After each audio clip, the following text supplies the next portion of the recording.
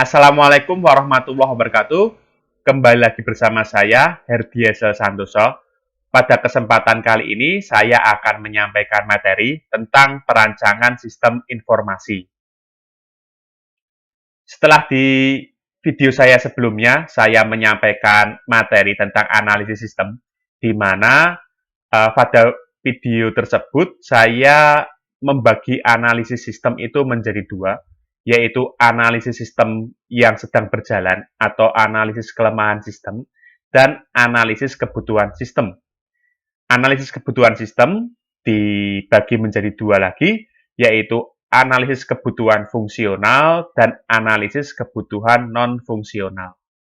Nah, hasil dari tahapan analisis sistem ini merupakan dokumen yang berisi tentang gambaran jelas apa yang harus dikerjakan. Kemudian, oleh seorang analis sistem, itu nanti dokumen tersebut akan diterjemahkan menjadi perancangan sistem.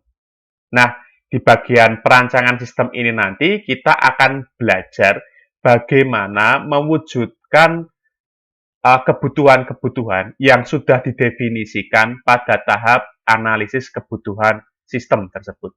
Itu. Nah, perancangan sistem menurut Verzelo itu merupakan tahap setelah analisis dari siklus pengembangan sistem. Pendefinisian dari kebutuhan fungsional dan persiapan untuk rancang bangun implementasi menggambarkan bagaimana suatu sistem dibentuk. Nah, yang perlu digarisbawahi adalah tahapan perancangan sistem ini merupakan pendefinisian dari kebutuhan-kebutuhan fungsional yang nantinya akan digunakan untuk membangun atau mengimplementasikan kebutuhan fungsional itu menjadi bentuk sistem secara fisik.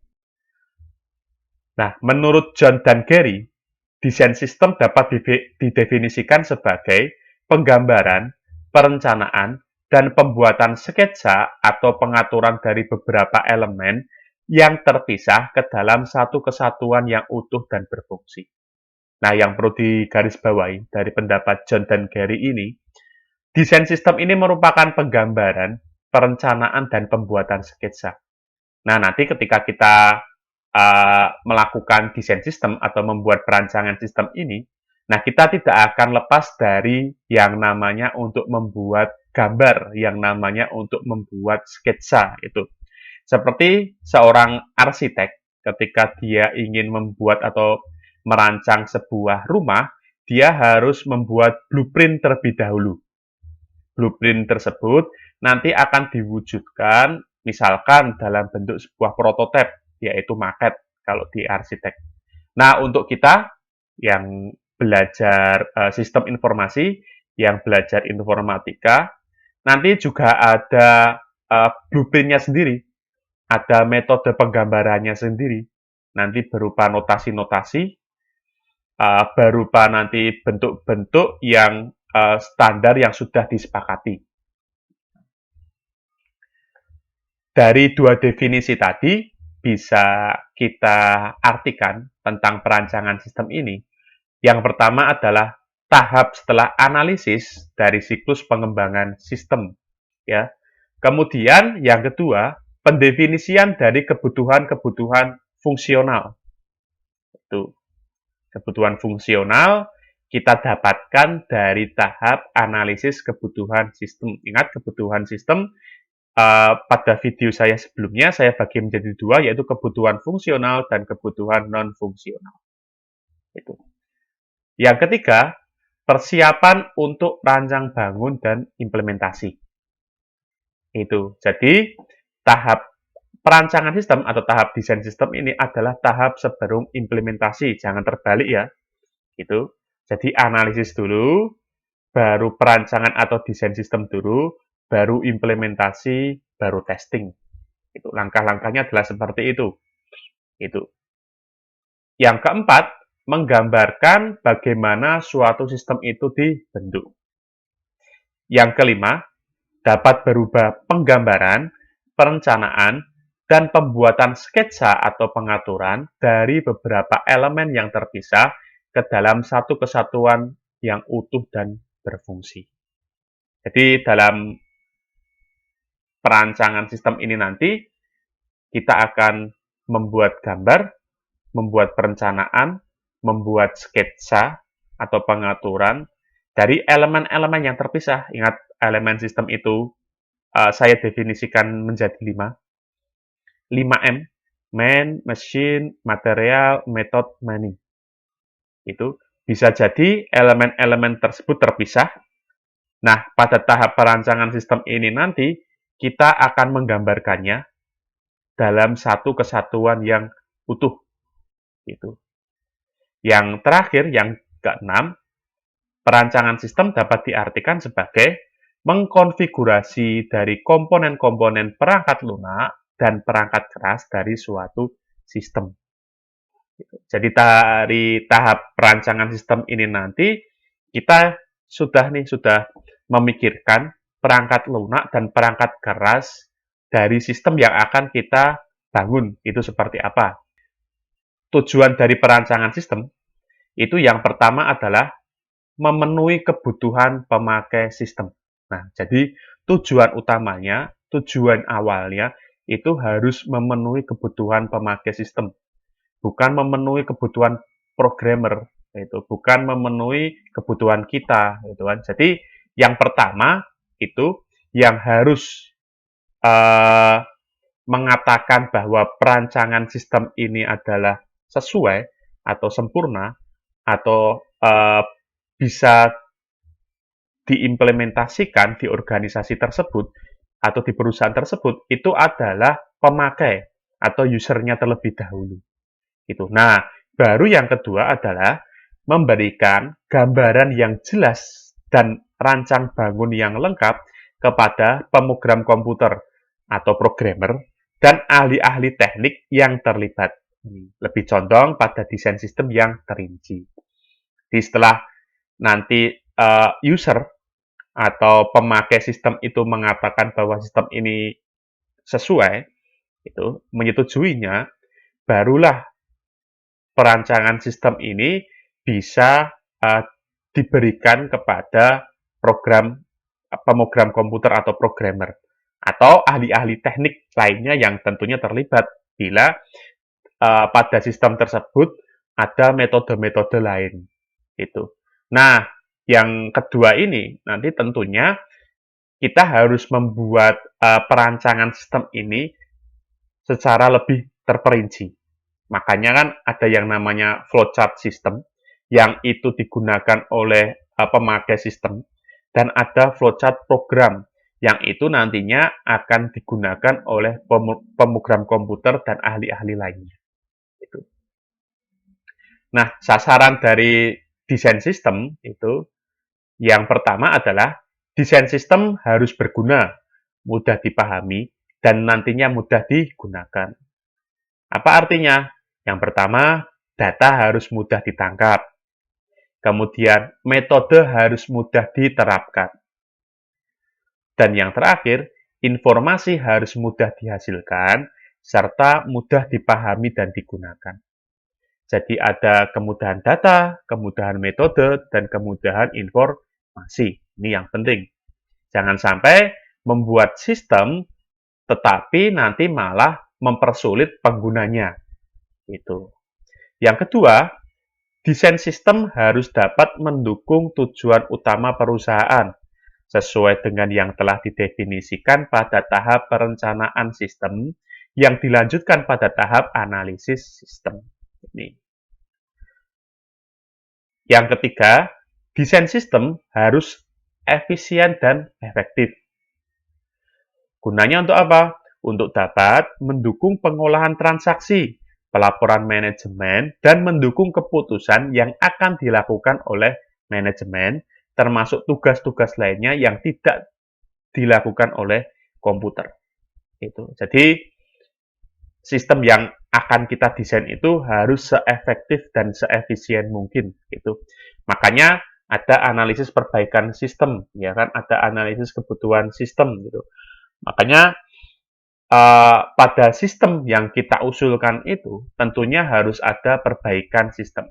Kenapa kita nggak mungkin mendesain sistem kalau nggak ada permasalahan di situ? Gitu kan? Kita nggak mungkin mendesain sistem kalau sistem yang lama itu sudah efektif dan efisien. Gitu kan? Makanya di dalam desain sistem ini nanti itu harus ditunjukkan mana bagian-bagian yang kita rubah, kita lakukan efektivitas, kita lakukan efisiensinya, gitu. Termasuk untuk tugas-tugas lainnya yang tidak dilakukan oleh komputer. Barangkali pada sistem tersebut, ingat kita memandang sistem itu adalah secara luas, bisa jadi ada beberapa bagian yang itu tidak dilakukan oleh komputer. Dan itu juga harus kita pikirkan secara efektif dan efisien. Gitu. Yang keempat, atau yang terakhir, desain sistem harus dapat mempersiapkan rancang bangun yang terperinci. Kenapa? Karena rancang bangun terperinci ini nanti akan digunakan oleh pemogram komputernya atau oleh programmernya, gitu ya. Nah, untuk masing-masing komponen dari sistem informasi yang meliputi data dan informasi, simpanan data, metode-metode, prosedur-prosedur, orang-orang, perangkat keras, perangkat lunak, dan pengendalian intern. Itu nanti harus kita buat secara terperinci agar nanti memudahkan programmer atau ahli teknik-teknik lainnya dalam mewujudkan sistem tersebut dalam bentuk fisik, gitu ya, dalam implementasinya. Nah, untuk menjaga sistem tersebut atau untuk mendukung kesuksesan dari analisis sistem dan perancangan sistem, itu maka dibutuhkan personil-personil. Nih, minimal ada 4 personil. Yang pertama itu adalah spesialis pengendalian. Spesialis pengendalian ini bertugas untuk memastikan bahwa apa yang sudah kita kerjakan pada tahap analisis dan perancangan ini itu dikerjakan atau berjalan dengan baik, berjalan dengan semestinya. Jadi tidak keluar dari koridor apa yang sudah ditetapkan. Yang kedua adalah personil penjaminan kualitas. Apa tugasnya? Dia menjamin bahwa layanan yang akan diterima oleh pengguna itu adalah layanan yang sesuai, yang sudah disepakati, yang sudah didefinisikan. Yang ketiga, ada spesialis komunikasi data. Dia bertugas untuk memastikan perpindahan data antara dua entitas atau lebih. Jadi, dalam suatu sistem itu pasti ada entitas-entitas pendukungnya. Itu perpindahan datanya itu bisa saling tersambung melalui suatu jaringan atau sistem yang tertentu, gitu kan. Nah, yang keempat tentunya harus dicoba oleh pemakai sistem, gitu kan. Ini adalah orang yang menentukan bahwa sistem kita itu nanti uh, bisa digunakan atau tidak, yaitu orang-orang yang terlibat dalam penggunaan sistem tersebut. Nah, inilah personil-personilnya minimal. Ada yang pertama spesialis pengendalian, yang kedua personil penjaminan kualitas, yang ketiga spesialis komunikasi data, dan yang keempat adalah pemakai sistem. Pada dasarnya, perancangan sistem itu dibagi menjadi dua bagian. Yang pertama itu adalah perancangan sistem secara umum atau General System Design. Atau bisa disebut sebagai perancangan konseptual, perancangan logikal. Jadi ada perancangan konseptual atau perancangan logikal. Atau kita sebut sebagai perancangan secara makro. Itu perancangan secara umum. Yang kedua adalah perancangan sistem secara terinci atau detail system design. Itu adalah perancangan sistem secara fisik. Nah, apa bedanya? Oke. Nah, perancangan sistem secara umum itu bertujuan untuk memberikan gambaran secara umum kepada user tentang sistem yang baru. Tahap perancangan sistem secara umum itu dilakukan setelah tahap analisis sistem selesai. Nah, selanjutnya harus ada dulu persetujuan dari pihak manajemen. Jadi kalau tahap analisis sistem itu sudah selesai, kita tahu kebutuhan-kebutuhannya, kemudian kita ajukan kepada manajemen atau kita ajukan kepada penggunanya, kemudian disetujui, baru kita masuk ke tahap perancangan sistem secara umum. Nah, perancangan sistem secara umum ini nanti merupakan persiapan dari perancangan secara terperinci. Itu ya. Kalau saya gambarkan, perancangan sistem secara umum itu adalah memberikan gambaran-gambaran atau langkah-langkah yang atau alur kerja ya. Itu nanti sistem itu berjalan seperti apa gitu kan. Misalkan teman-teman kita ambil contoh sistem informasi akademik. Nah, perancangan secara umum berarti kita menggambarkan mulai dari misalkan mahasiswa melakukan registrasi ulang. Gitu. Kemudian mahasiswa melakukan registrasi ulang, berarti mahasiswa membayar SPP. Membayar SPP nanti baik secara online maupun secara offline. Mahasiswa membayar SPP nanti akan memperoleh bukti pembayaran berupa dokumen. Dokumen tersebut itu mungkin akan berisi token, gitu kan? Token digunakan untuk mengakses atau login ke Siakat, gitu kan? Nah, login ke Siakat nanti kita akan melakukan KRS-an, mahasiswa melakukan KRS-an, itu. Setelah melakukan KRS-an, itu tentunya berdasarkan mata kuliah yang harus diambil pada semester itu. Kemudian mahasiswa akan melakukan bimbingan DPA. Nah, di sini barangkali DPA bisa saja tidak menyetujui apa yang diambil oleh mahasiswa, mata kuliah apa yang diambil oleh mahasiswa. Mungkin dia akan melakukan KRS ulang sampai nanti mahasiswa tersebut disetujui oleh DPA-nya. Setelah disetujui oleh DPA-nya, itu nanti KRS akan dicap oleh bagian akademik. Setelah dicap oleh bagian akademik, KRS akan diberikan lagi kepada mahasiswa. Dan mahasiswa nanti bisa melakukan perkuliahan. Nah, ini namanya perancangan sistem secara umum dari alur-alurnya itu. Itu yang akan diberikan kepada manajemen, kepada nanti user yang membutuhkan. Jadi, tidak secara rinci yang diberikan, tetapi cuma gambaran secara umum alur-alurnya.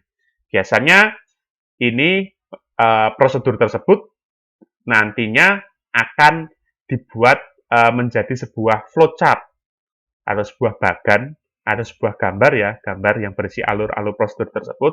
Biasanya nanti ditempelkan di tempat-tempat yang penting yang bisa dibuat mahasiswa agar mahasiswa tersebut bisa mengetahui langkah-langkah apa saja kalau dia ingin melakukan KRS-an.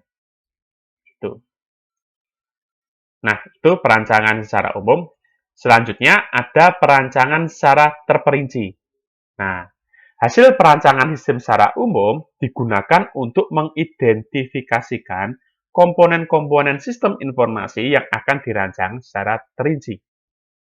Nah, itu. Jadi, sudah saya berikan tadi ya gambaran secara umumnya itu. Nah, gambaran secara umumnya nanti akan dibuat rinciannya lebih rinci lagi. Nah, perancangan terperinci ini nanti dimaksudkan untuk programmer dan ahli-ahli teknik lainnya untuk mengimplementasikan sistem yang akan kita buat tadi. Jadi, bahasanya pun harus bahasa pemrograman atau programmer gitu kan.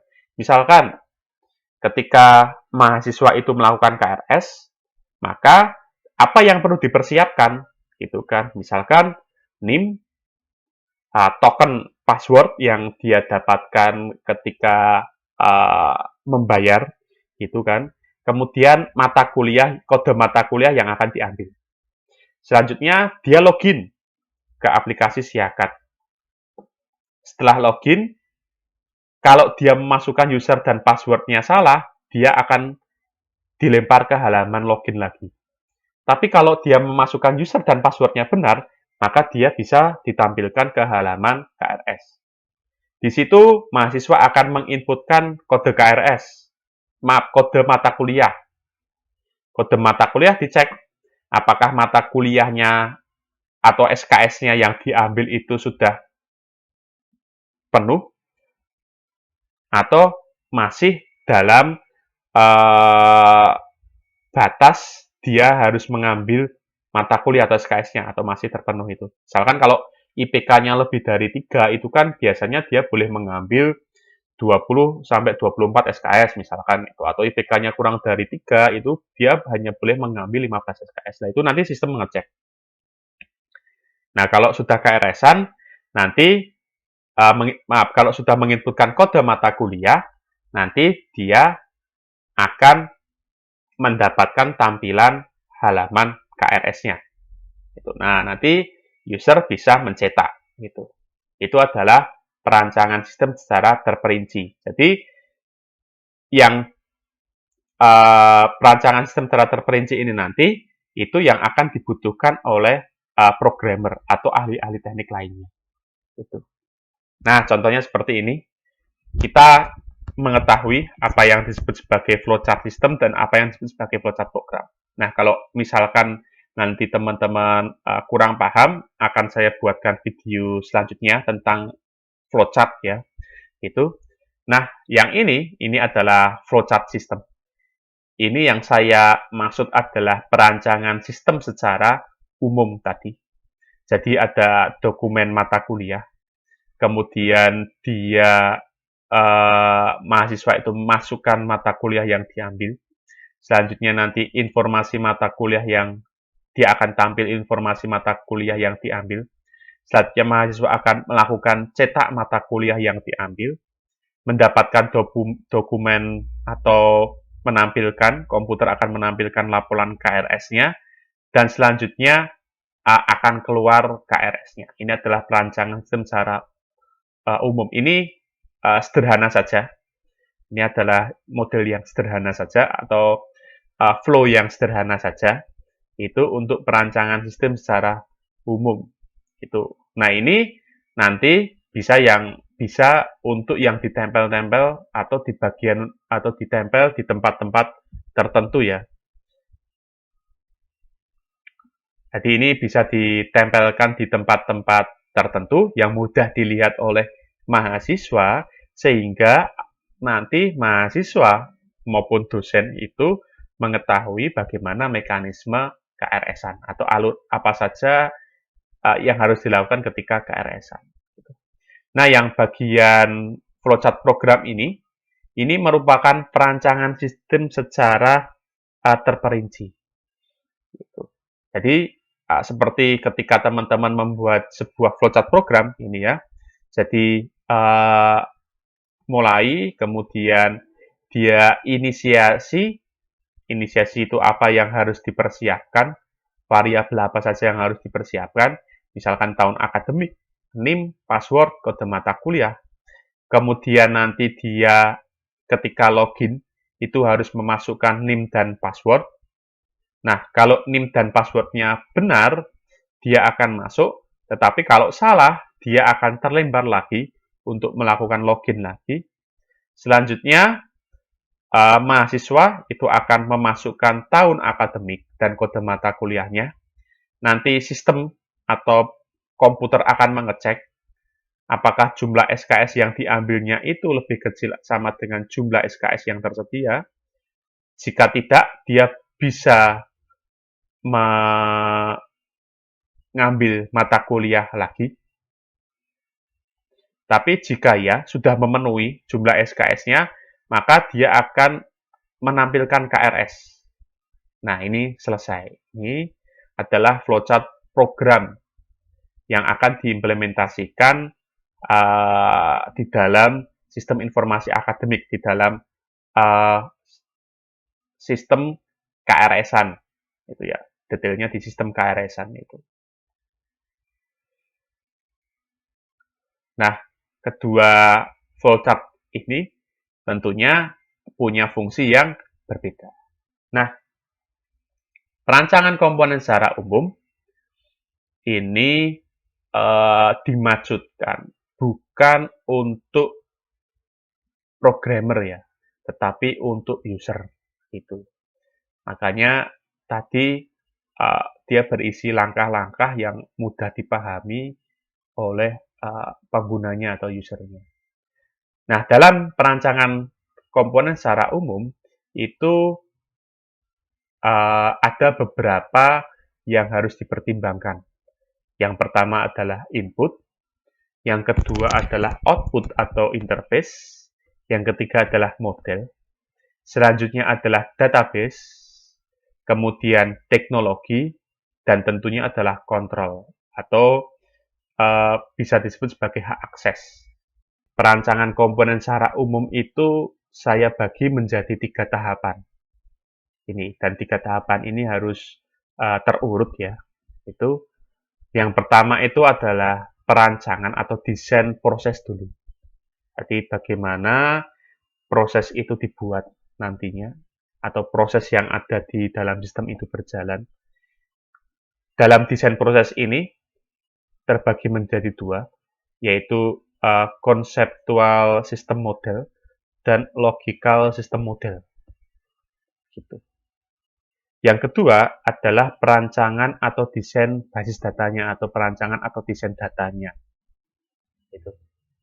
Nah, ini berisi bagaimana data itu disimpan dan nanti bisa ditampilkan lagi.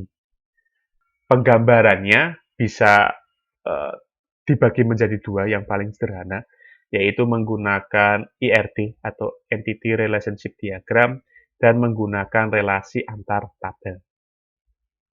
Dan tahap yang terakhir adalah perancangan atau desain fisiknya. Nah, di sini kita akan mewujudkan sistem itu dalam sebuah gambar fisik yang mudah dipahami oleh pengguna maupun oleh program pemrograman komputernya, gitu ya. Karena pada desain fisik ini nanti itu yang akan diserahkan ke programmer atau ahli-ahli teknik atau ahli-ahli model lainnya. Makanya diperlukan desain teknologi dan desain UI dan UX. Tuh. Oke, kita bahas satu-satu. Yang pertama adalah perancangan proses atau perancangan model. Dibagi menjadi 2 tadi adalah konseptual sistem model dan logical system model.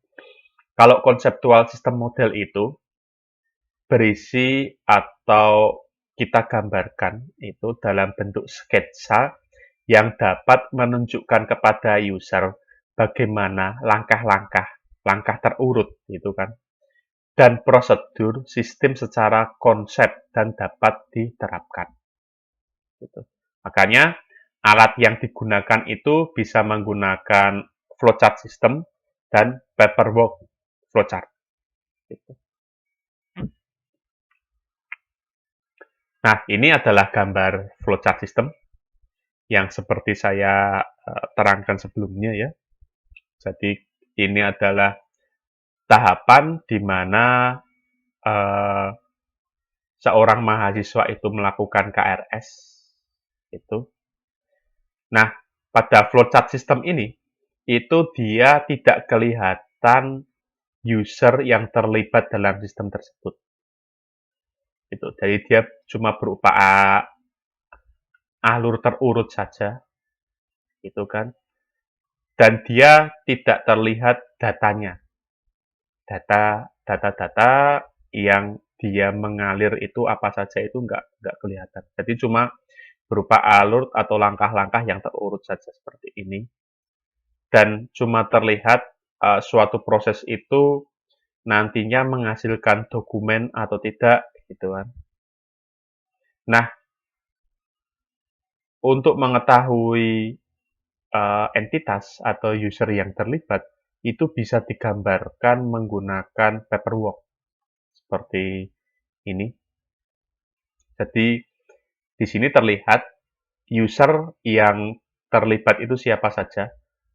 Di sini ada 4 user yang terlibat dalam registrasi KRS-an atau KRS-an ulang ini ya. Itu ada mahasiswa itu tersendiri, ada pihak bank, ada dosen PA, dan staf akademik.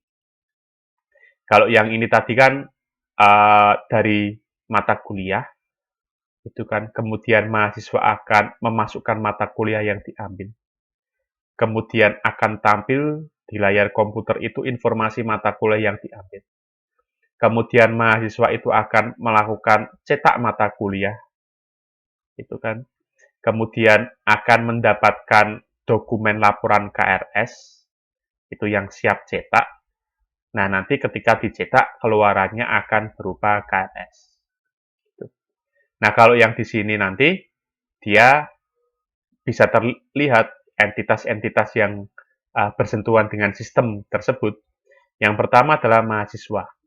Mahasiswa ketika dia mau membayar, ini kan proses pertama adalah pembayaran kan, itu harus mempersiapkan NIM nomor rekening.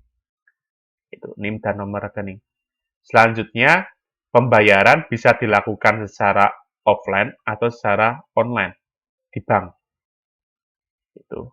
Kalau secara online ya transfer bank, kalau secara offline ya berarti datang sendiri ke bank. Selanjutnya nanti akan mendapatkan bukti pembayaran. Bukti pembayaran ini nanti yang akan digunakan mahasiswa kembali untuk melakukan KRS. Misalkan nanti ada token ya untuk password dan lain sebagainya. Mahasiswa akan melakukan atau memasukkan mata kuliah yang diambil.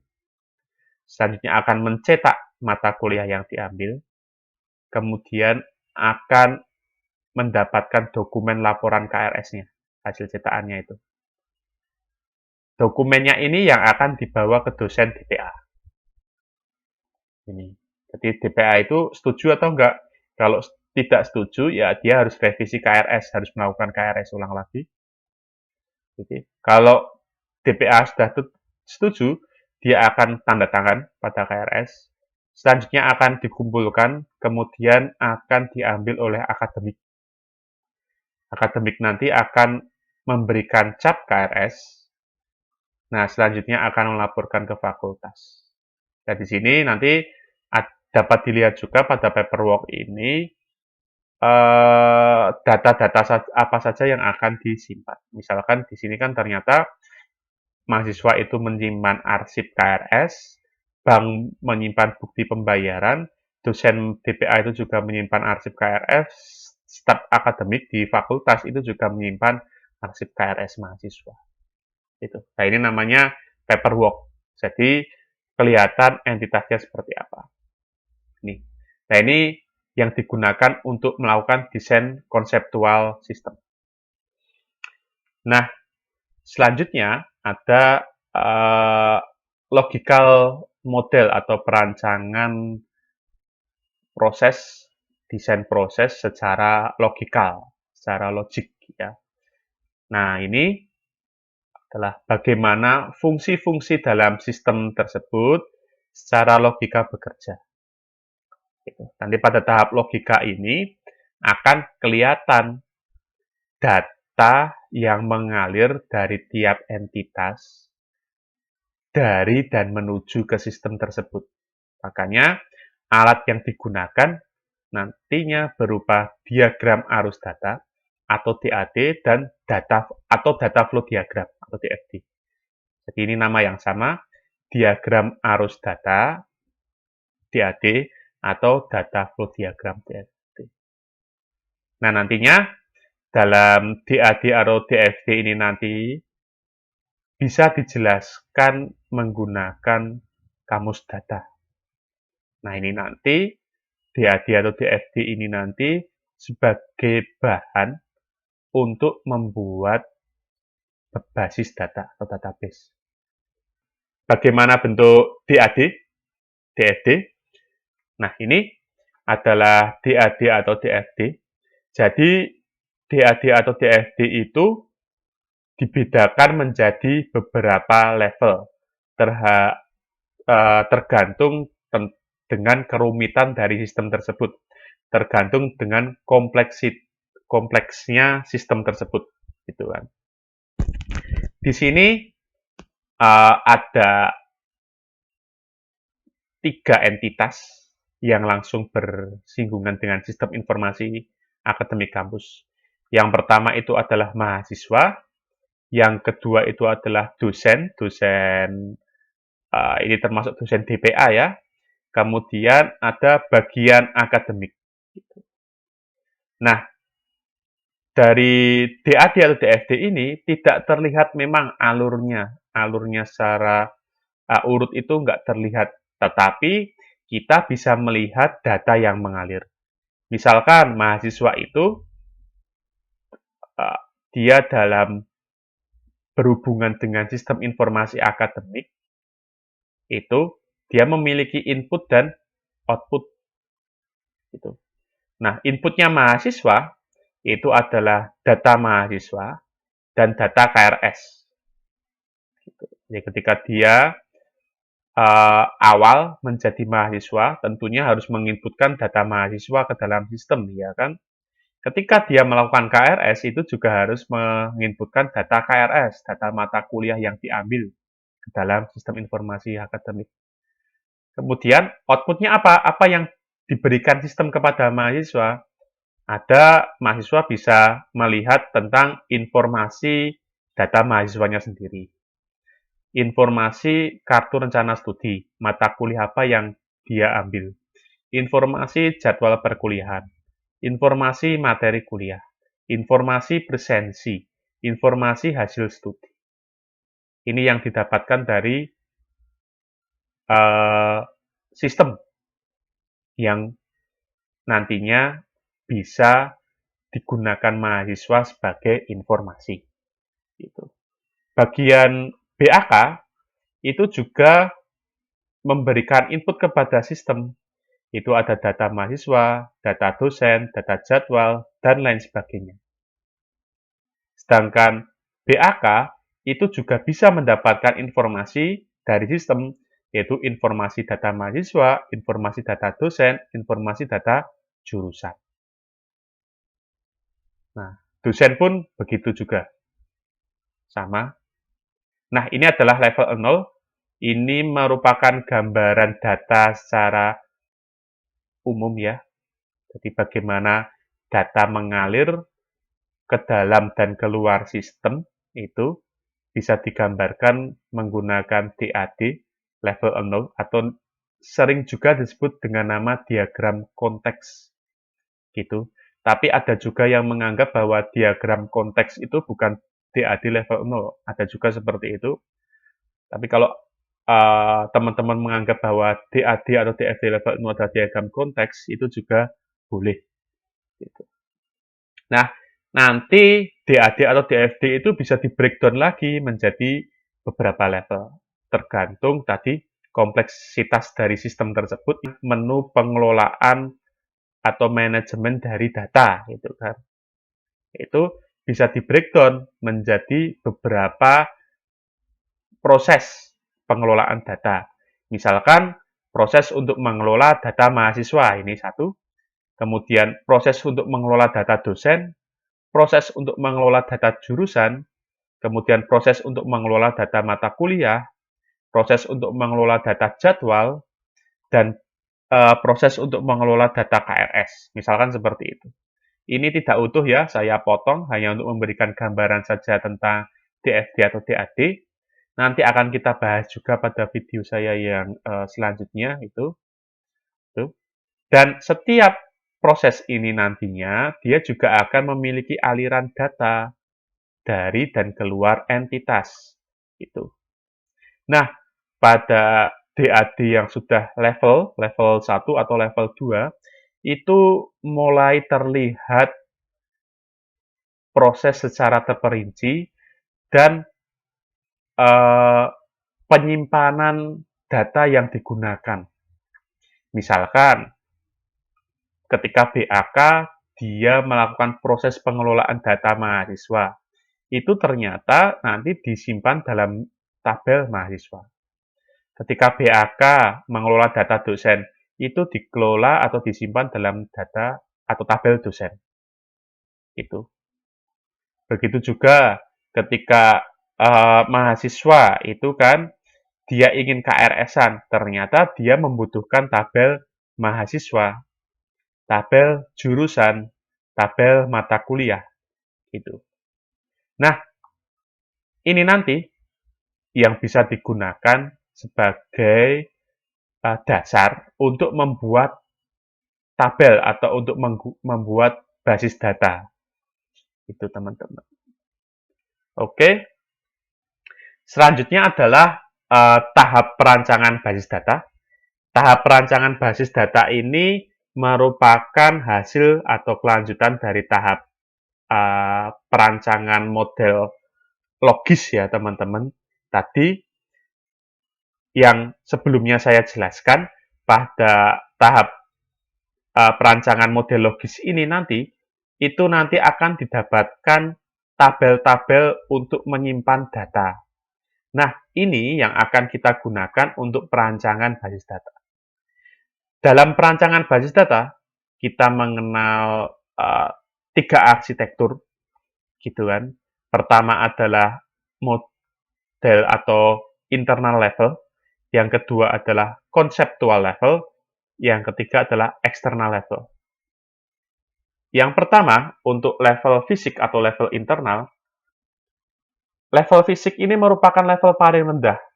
Jadi, level ini menggambarkan bagaimana data disimpan secara fisik gitu. Makanya level fisik ini adalah level yang bersentuhan dengan hardware gitu.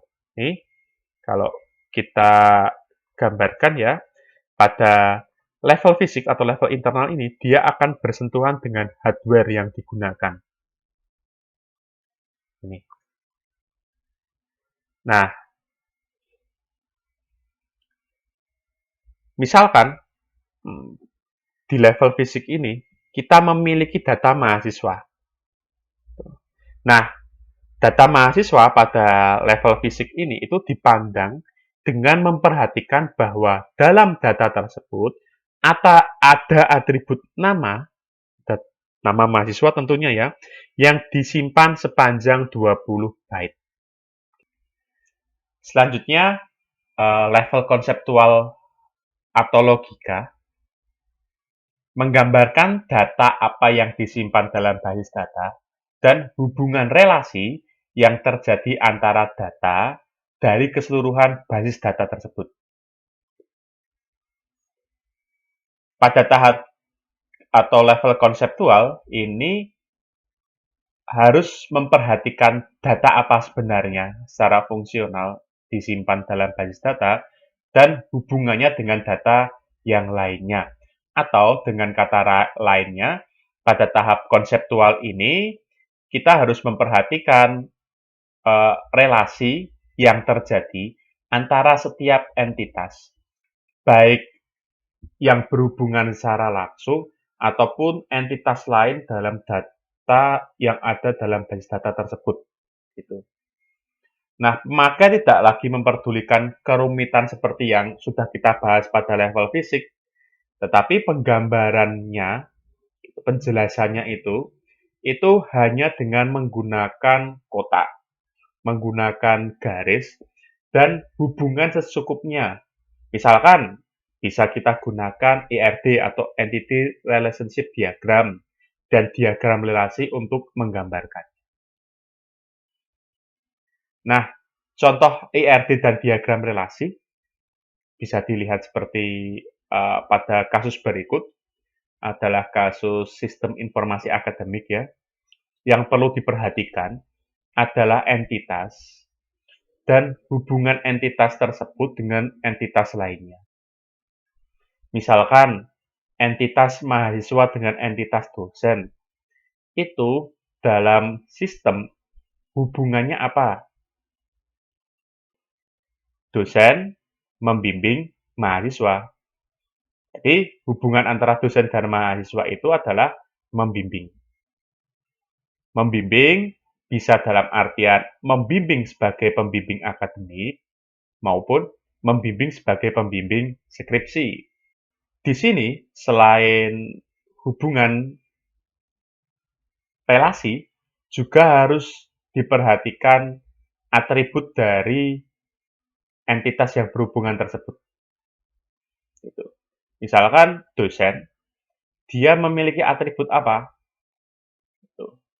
Dosen itu memiliki nomor induk pegawai, memiliki nama dosen, dan memiliki alamat. Mahasiswa memiliki atribut apa? Mahasiswa memiliki NIM, mahasiswa memiliki nama, mahasiswa memiliki alamat. Selain dengan mahasiswa, dosen juga memiliki hubungan, memiliki relasi dengan mata kuliah. Relasinya apa? Dosen mengajar mata kuliah. Nah, mata kuliah tentunya juga harus memiliki atribut. Atributnya apa? Kode mata kuliah, nama mata kuliah. Begitu juga mahasiswa dengan mata kuliah. Mahasiswa juga memiliki relasi dengan mata kuliah, yaitu mahasiswa mengambil mata kuliah. Nah, adakah entitas lain? Ada misalkan ruang. Mata kuliah itu menggunakan ruang. Jadi hubungannya ini adalah menggunakan. Ruang memiliki atribut, yaitu kode ruang, lokasi, dan kapasitas. Nah, ini adalah bentuk konseptual atau bentuk logika dari hubungan antara entitas dalam sistem yang akan kita kembangkan. Di sini sebagai contoh adalah sistem informasi akademik. Nah, selain relasinya dan atribut, kita juga harus memperhitungkan yang namanya kardinalitas. Misalkan, dosen membimbing mahasiswa. Di sini, yang boleh banyak, gitu kan, yang boleh banyak, itu dosennya atau mahasiswanya. Jadi, seorang dosen itu boleh membimbing banyak mahasiswa. Bukan mahasiswa itu dibimbing oleh banyak dosen, misalkan seperti itu. Nah, mahasiswa mengambil mata kuliah, mahasiswa itu boleh mengambil banyak mata kuliah. Maka di sini saya simbolkan N. Maka mata kuliah juga boleh diambil oleh banyak mahasiswa. Nah, ini namanya kardinalitas dalam suatu relasi. Nah, selain itu, selain menggunakan IRD, ada diagram lain, ada diagram relasi. Bentuknya seperti ini. Ini menggambarkan relasi dan atributnya secara jelas ya. Jadi, misalkan mata kuliah dengan kelas, itu dia digambarkan secara jelas sekali hubungannya apa, relasinya apa, dan atribut-atribut yang diperlukan. Gitu. Selain itu, juga digambarkan secara jelas adalah key atau kunci dari setiap entitas tersebut. Misalkan, di mata kuliah itu ada kode mata kuliah sebagai primary key. Nah, kemudian kelas kuliah ini berhubungan langsung dengan mata kuliah. Itu. Nah, itu dia digambarkan secara jelas atributnya. Termasuk misalkan ID kelas ini sebagai primary key, kode mata kuliah itu sebagai foreign key, ID tahun akademik itu sebagai foreign key, kode grup kelas itu sebagai foreign key, dan kapasitas. Nah, dari mana foreign key-nya? Tentu dari relasi entitas-entitas lainnya. Misalkan foreign key dari kode mata kuliah. Ini diambil dari tabel mata kuliah. Kemudian foreign key dari tahun akademik. Ini diambil dari tabel akademik. Tabel akademik memiliki atribut ID tahun akademik. Nah, ini ketika dia berelasi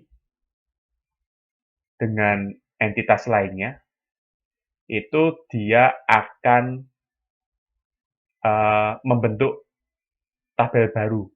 Namanya kelas kuliah ini, kemudian primary key-nya pindah menjadi foreign key di kelas kuliah. Kita lanjutkan model pada basis data. Selanjutnya adalah level pandangan pemakai atau user eksternal.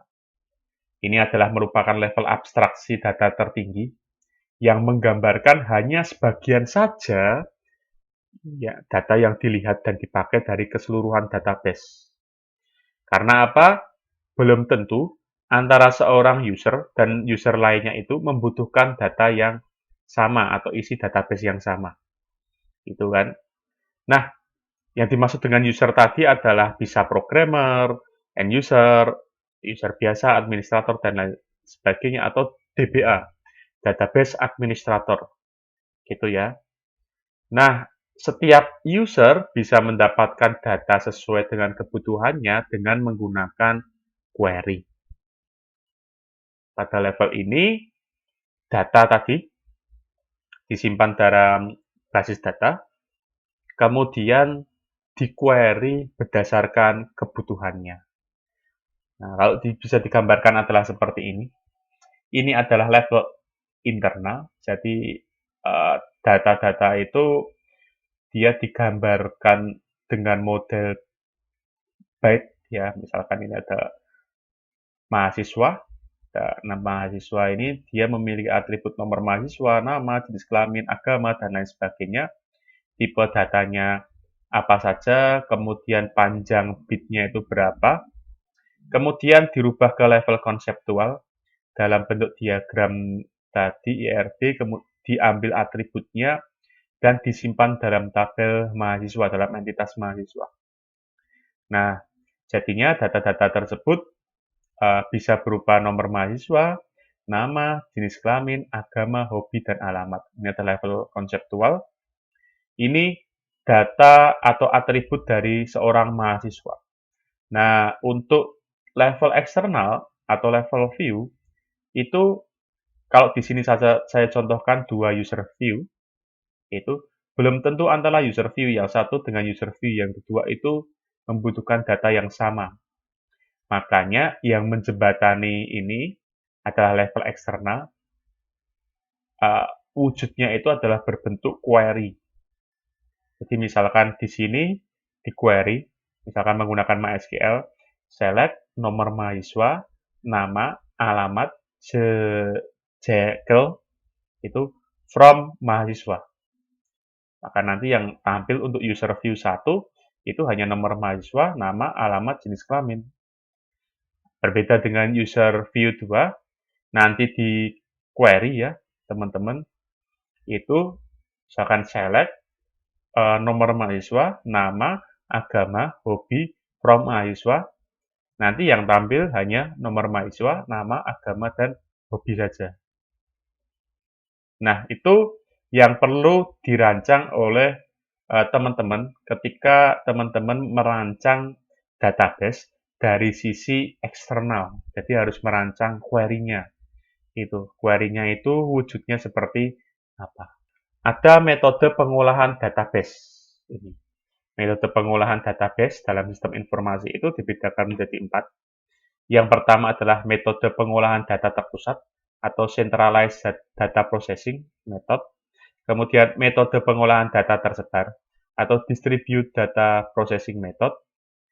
Kemudian metode pengolahan kumpulan atau batch processing method. Metode pengolahan langsung atau online processing method.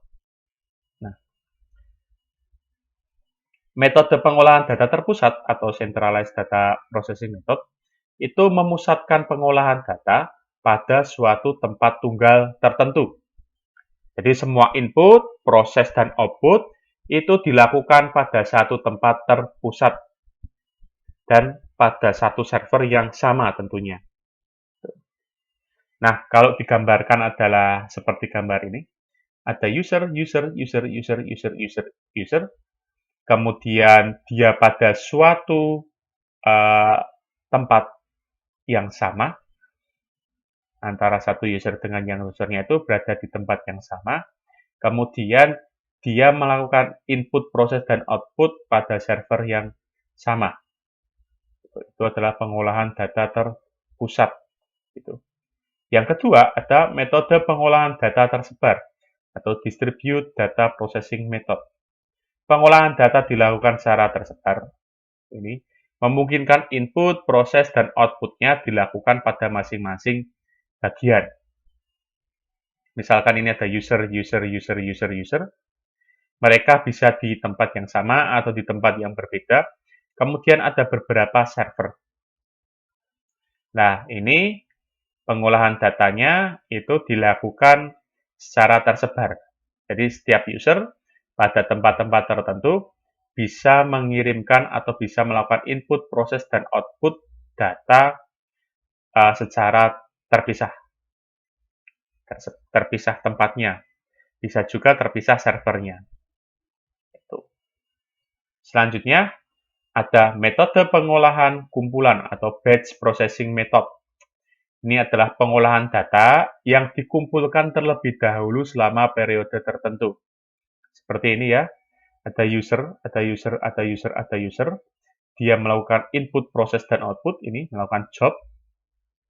Terus kemudian ada suatu proses, di sini ada operatornya, dia akan mengumpulkan data tersebut pada batch tertentu terlebih dahulu.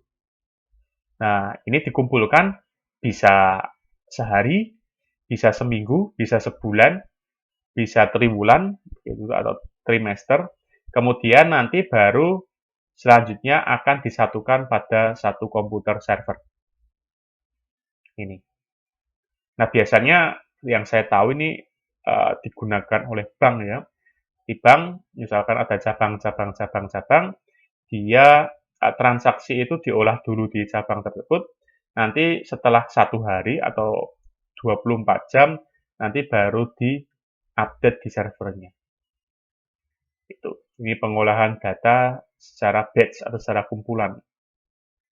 Kemudian yang terakhir adalah metode pengolahan langsung atau online processing method, yaitu pengolahan data segera dan langsung dilakukan digunakan untuk pemutakhiran data. Misalkan seperti ini, ada aplikasi, kemudian dia langsung melakukan input, proses, output, dan database-nya ini langsung terupdate atau langsung tersimpan. Datanya langsung dimutakhirkan. Nah, ini nanti adalah macam-macam arsitektur pengolahan data pada sistem informasi. Bisa teman-teman pilih. Itu mau menggunakan model arsitektur yang mana pengolahan data. Oke. Terakhir adalah perancangan physical system atau perancangan fisik ini. Nah, apa yang dimaksud dengan perancangan physical system? Itu merupakan sketsa atau gambaran yang dapat menunjukkan kepada user atau pemrogram komputer dan ahli teknik lainnya bagaimana sistem secara fisik dapat diterapkan. Nah, pada tahap ini nanti sudah digambarkan komponen-komponen pendukung hardware, perangkat keras, dan software, perangkat lunaknya, serta nanti adalah desain UI dan UX-nya. Nah, makanya alat yang sering digunakan, misalkan ada flowchart skematik, ini flowchart sistem tentunya juga digunakan, flowchart program tentunya juga digunakan, wireframe dan prototype, ya. Jadi ada flowchart skematik, flowchart program karena dia sudah bersentuhan dengan pemrograman komputer, wireframe itu untuk menggambarkan nanti adalah interface desain interface-nya atau desain UI UX-nya.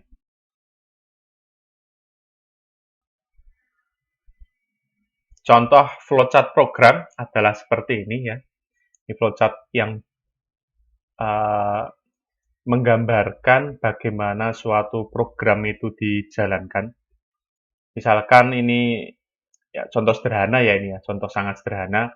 Flowchart program untuk mencetak bilangan genap dan ganjil. Misalkan ini ya, ini flowchart program untuk mencetak bilangan genap dan ganjil. Nah, selanjutnya ada flowchart program ini tadi yang sudah saya jelaskan sebelumnya adalah sistem informasi akademik gitu ya. Untuk ketika proses dia KRS-an dari login sampai menampilkan KRS. Ini. Nah, yang harus diperhatikan flowchart program ini harus dibuat secara terperinci. Itu jadi ketika programmer itu disodorkan itu dia paham, dia tahu apa yang harus dikerjakan. Nah, selanjutnya ada flowchart skematik. Ini menunjukkan skema dari arsitektur sistem yang digunakan. Misalkan ya, ini adalah sistem informasi akademik. Itu tentunya arsitektur atau kebutuhan sistemnya itu didapatkan dari kebutuhan non-fungsional, analisis kebutuhan non-fungsional ya.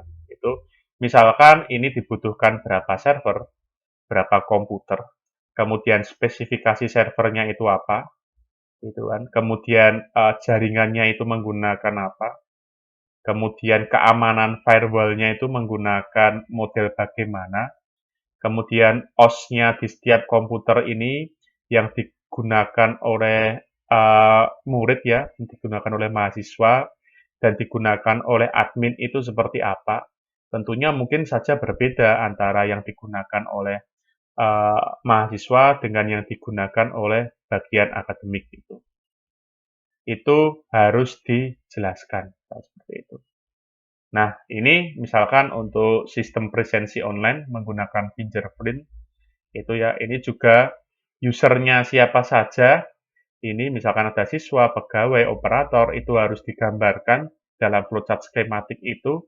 Kemudian teknologi yang digunakan, teknologi fingerprint-nya itu apa, harus dijelaskan.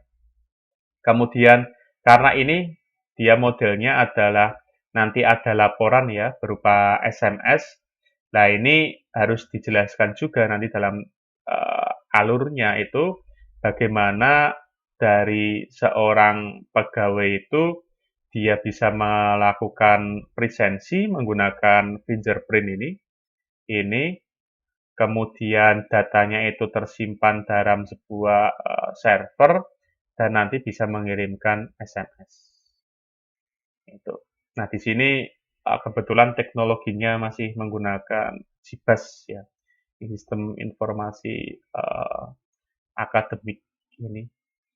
Nah, ini teman-teman harus menjelaskan secara skematik tentang teknologi yang digunakan. Makanya dalam level fisik ini nanti sudah disentuh itu gambaran dari hardware dan software yang digunakan. Gitu. Nah, selanjutnya dari desain database yang sudah kita buat, termasuk dari teknologi yang sudah kita gambarkan secara skematik, itu nanti kita harus membuat tampilan interface-nya. Itu, tampilan interface dari program tersebut. Itu ya. Nah, ini termasuk yang kita sebut sebagai desain UI UX-nya itu, di mana dalam desain tersebut harus ditampilkan dalam bentuk workflow. Jadi harus jelas flow-nya itu dari satu aplikasi ke aplikasi yang lainnya. Gitu.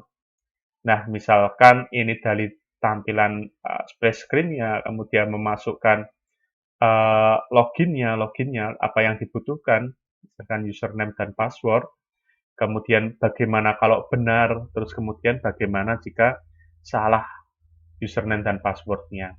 Itu kemudian tampilan awalnya itu bagaimana, kemudian nanti bagaimana cara dia untuk KRS-an dan lain sebagainya. Itu. Nah, makanya ini didapat dari desain program, flowchart program. Ini yang kita buat secara terperinci tadi. Gitu. Nah, workflow nanti harus di breakdown per tampilan ya. Jadi nanti tampilannya harus di breakdown menjadi seperti ini. Jadi nanti desain tampilannya itu jelas. Ini didesain menggunakan Figma.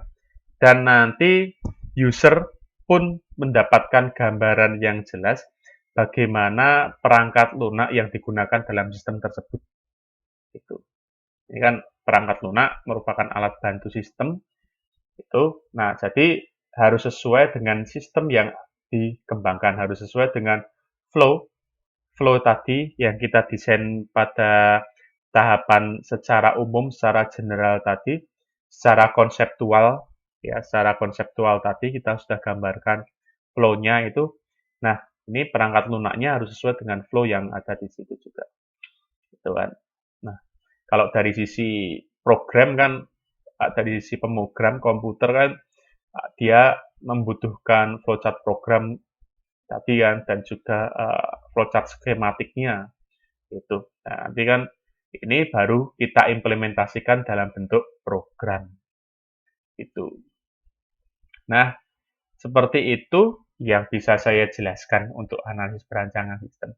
Jadi yang kita bisa simpulkan adalah yang pertama, jadi perancangan sistem itu dibagi menjadi dua bagian, gitu ya.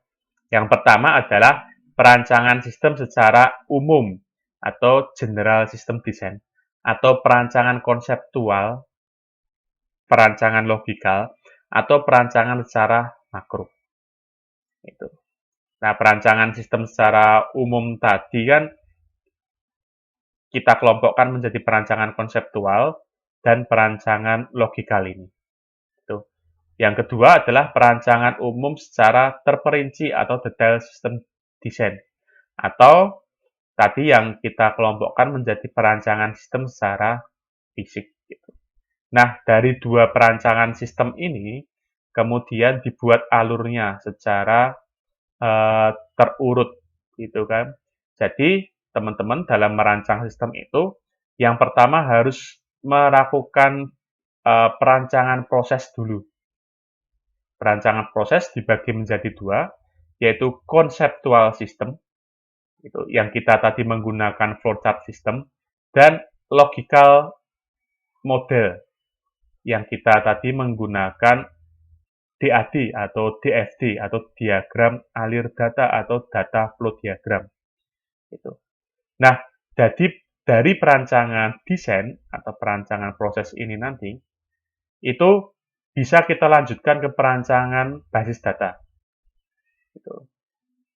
Jadi kita ingat, hasil dari DFD tersebut itu adalah entitas dan juga penyimpanan atau tabel-tabel yang itu nanti bisa kita buat menjadi entity relationship diagram. Nah, dari entity relationship diagram itu nanti selanjutnya kita buat relasi antar tabel agar lebih terperinci atribut dan relasinya. Gitu. Nah, selanjutnya setelah terbentuk tabelnya, dari tabel tersebut kita rancang flowchart program dan juga flowchart skematik untuk menunjukkan flowchart skematik untuk menunjukkan teknologi yang digunakan. Nah, flowchart program dan juga IRD ini digunakan untuk mendesain UI dan UX atau tampilan interface dari aplikasi untuk membantu proses di dalam sistem tersebut. Itu sekian, terima kasih.